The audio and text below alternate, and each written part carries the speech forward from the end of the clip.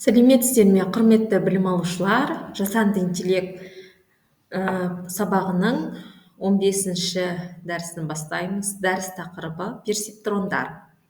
Алдыңғы сабақтарда айтып өткеніміздей, персептрон терминін ең алғаш 1958 жылы Фрэнк Розенблат енгізген болатын.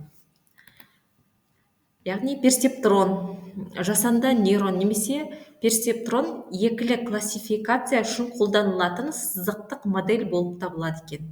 Ол әрқайсысына белгілі бір салмақ берілген кірістер жиынтығы бар нейрондарды модельдейді. Нейрон осы салмақты кірістерінде кейбір функцияларды есептейді және шығысты береді. Мына жерде суретте нейрожелі моделі көрсетілген, яғни x1-ден xnге дейін олар кірістер деп аталады.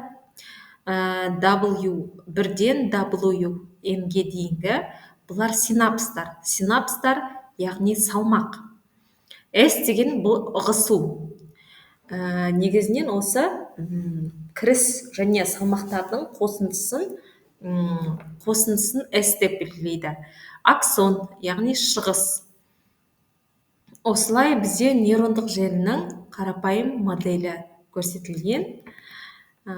Келесі персептрон процесі. Персептрон процесі, яғни input енгізу, жаңа айтып өткендей x1-ден және салмақ бар бізде, және оның қосындысы бар. Бұл жерде биас деген бар. Яғни және бізде активация функциясы бар, F деген. Яғни мына жерде Z, яғни сумманы есептеу үшін біз x1 қосылған x1 көбейтілген W1 салмақ және қосылған x2 көбейтілген W2. Солай шексіз xn-нен көбейтілген WN-ге дейін және қосылады B плюс 1, яғни биас деп аталады бұл. Қазір оны жеке тоқталатын боламыз, биас функциясына. Содан кейін бізде F активация функциясы бар. Бұл жерде сигмоидты активация функциясының формуласымен есептелінген. Сигмоидтік активация функциясы берілген. Мына жерде формуласы сигмоидтікі 1 бөлінген 1 көбейтілген 1 қосылған e-нің минус қанша дәрежесі? Минус z дәрежесі. Келесі биас фоны, яғни бұл жерде бірінші көріп отқанымыз fx тең ax қосылған b деген сызықтық функция, ал екінші бұл жерде квадраттық функция, сол жерде биастың түрі көрсетілген, сызықтық түрі. Биас мақсатын мына жерде көрсетсек, бұл жерде бірінші суретте биассыз, екінші сурет биасты қосып есептегенде, яғни b қосылған 1 қосып есептегенде. Негізі биас бұл жерде негізгі нүктелерге байланысты өзгереді екен. Биастың безендіру формулалары көрсетілген, яғни бұл көбіне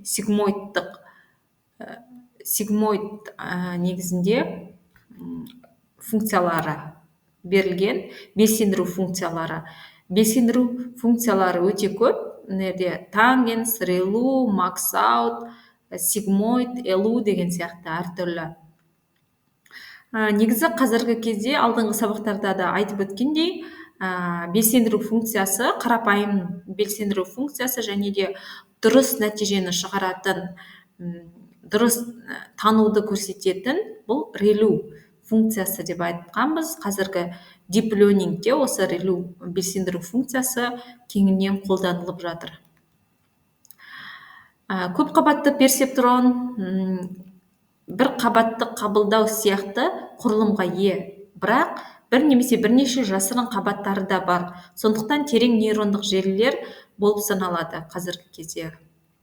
Осы көпқабатты нейрондық желілерді тереңдетіп оқытуда кеңінен қолданылады.